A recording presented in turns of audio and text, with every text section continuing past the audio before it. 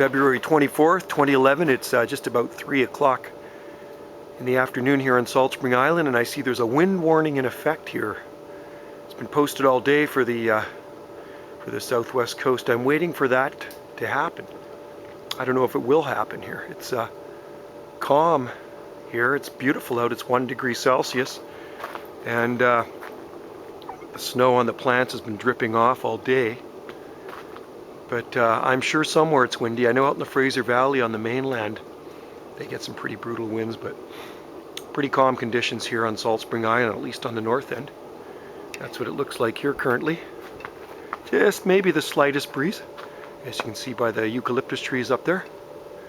Bamboo's moving a little bit, but at the worst of it, we don't get bad wind. There's a little wind right there. I guess that must be the wind warning they're talking about. It's the outflow winds that are killer, and people that are exposed to outflow winds, that's really hard on BLEs. Broadleaf evergreens can really get desiccated, especially the marginal ones when they're exposed areas. So that's why those eucalyptus trees have grown so tall. They don't get the wind blasting on them. It doesn't bother them. Beautiful out here. It'll be interesting to see what the low temperature drops to tonight here on Salt Spring Island. Fatsia japonicas have perked up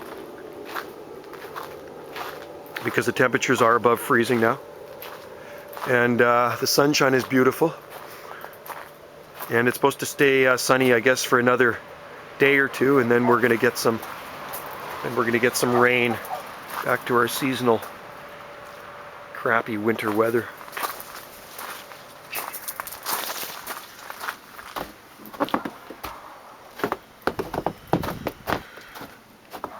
You gotta love the sun.